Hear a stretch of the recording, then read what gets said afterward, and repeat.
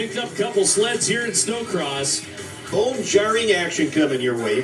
Indeed, it will be, as they're going to give them a little run around the track here, take a look at it. They did change it up just a little bit from yesterday, but this is round 2 of the heat. So what we consider a Moto 2, is it set up like motocross?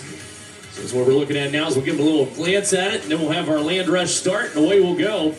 We got 5 competitors out here today. John Wergin out of Arbor Vitae, Wisconsin, at number 13, along with J.J. Wergin out of Hazelhurst, Wisconsin, at number 11 sled. We got 14, Justin Kopp from Woodruff, and we have Jesse Wergin, number 12 from Anakwa. Ron Emmerich rounds out the field, the 1X sled out of Hazelhurst, Wisconsin, coming out here and joining us. Arbor Vitae. You know that is pronounced Vitae in the rest of the world, though, right? Oui. Just checking. It's Vitae. Arbor Vitae. That's like a redneck French pronunciation of it, just for the record.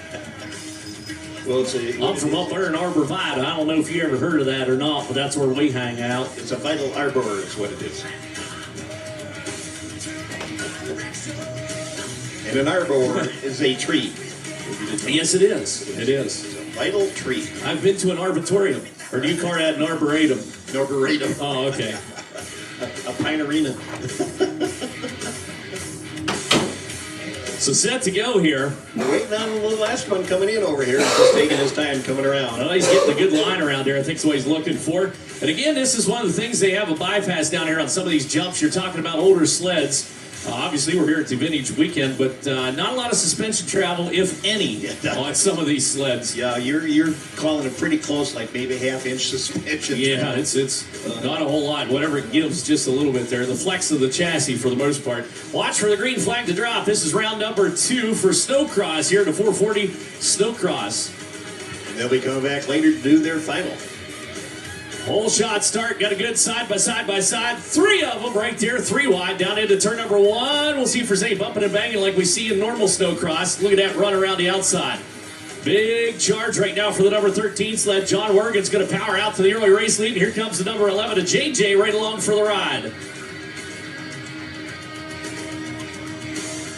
Into the north end corner right now. Going to lay it around. Got a jump right there in the apex. That makes it a little bit rough to get lined up for the run down the front straightaway, or what we're going to call the front straightaway. As the 13 sled's got his rhythm. John Wergin easily powering out to an early race lead. He stays on the gas. Look at that. It's a Wergin race, to be honest with you. It is. And you can tell they ride together a lot. Oh, yeah. Up where they come from. So they're having a good time out there. You got a 3 sled breakaway up front. Lap number 1 is complete. Nobody able to pull off a double on the back chute right there, which is asking a bit much out of these guys. The last thing you want to do is land on the crown of the jump, because that will jar you something. Yeah, they call that casing it on a motocross track, and you don't want to do it on one of these sleds for sure. Yeah, you got that right. You blow a knee out. That's one of the things, what's incredible about this. This is a great comparison for us. We'll watch these guys get around here, and obviously very good on the vintage sleds. A little double down there going into the south end turn.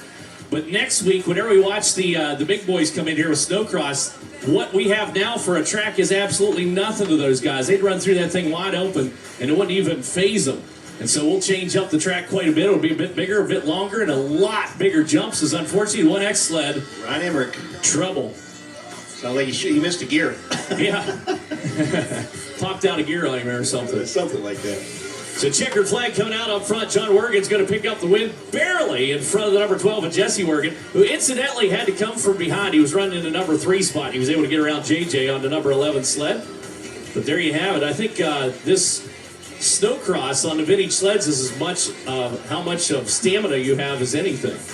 Absolutely. It's hard on the knees, hard on the back. I mean, it's just pound. And it's a young man's game, that's for sure. No doubt about it. And not much weight. You got to be about 100 pounds. Yeah, the flyweight category.